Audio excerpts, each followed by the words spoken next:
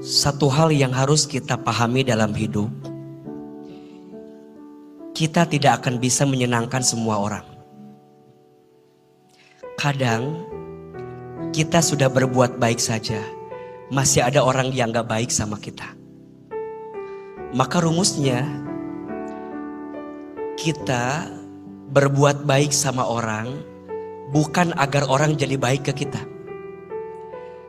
tapi kita berbuat baik sama orang agar Allah yang maha baik tambah baik sama kita.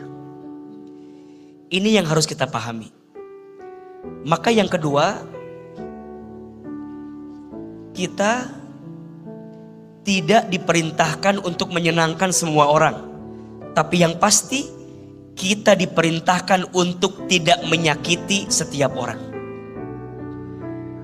Maka teteh tidak mudah untuk melewati arus ombak yang datang itu.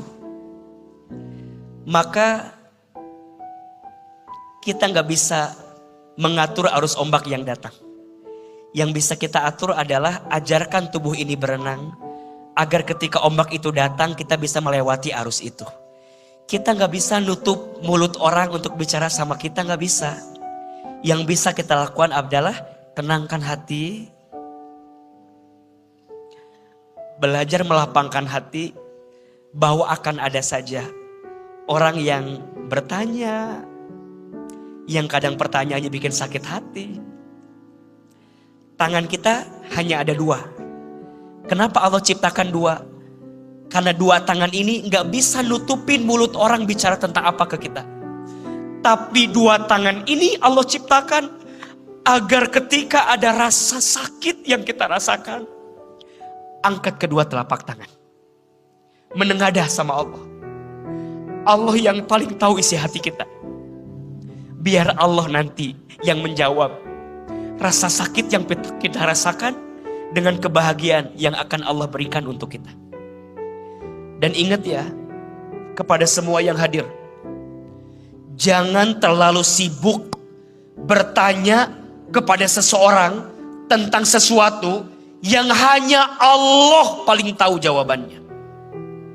Pertanyaan terkait kapan menikah, kapan punya anak, mana calonnya, hati-hati. Untukmu itu terkesan basa-basi dan sederhana, tapi bagi sebagian yang lain boleh jadi itu luka hati yang paling dalam, karena mereka sedang diuji dengan ujian itu. Maka di antara adab yang perlu kita belajari, izin ya, kita itu harus belajar jangan terlalu mengumbar sesuatu yang kita anggap kebahagiaan, tapi di mata orang lain boleh jadi luka hati yang mereka rasakan. Maka dalam Islam gak boleh mengumbar, mohon maaf, gak boleh mengumbar keromantisan dengan pasangan di depan orang yang belum punya pasangan.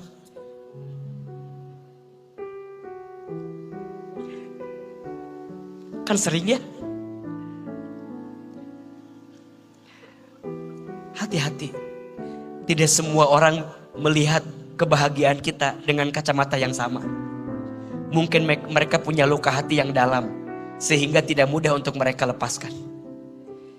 Jangan bicara tentang kesuksesan di depan orang yang mohon maaf sedang sulit keadaannya. Makanya banyak orang yang tidak mau ikut reuni, karena reuni sering dijadi ajang sebagai pamer, betul nggak? Ajang flexing, ada nggak yang begitu? Maka kalau ditanya tadi, Ahilman, apakah menjaga jarak dari orang yang menyakiti kita itu adalah memutuskan silaturahmi? Maka jawabannya bukan. Menjaga jarak dari orang yang menyakiti kita bukan memutuskan silaturahmi, tapi menjaga hati agar tidak tersakiti berkali-kali. Setuju? Boleh kok kita ngeblok sesuatu yang nyakitin kita, boleh. Unfollow orang yang nyakitin kita, boleh. Boleh. Itu bukan memutuskan silaturahmi, tapi itu menjaga hati agar tidak tersakiti berkali-kali. Bedakan antara memaafkan dengan melupakan. Memaafkan dengan melupakan itu beda. Memaafkan itu membersihkan hatimu agar tidak membenci kepada orang yang menyakitimu. Sedangkan melupakan membersihkan pikiranmu agar tidak ingat kepada yang menyakitimu.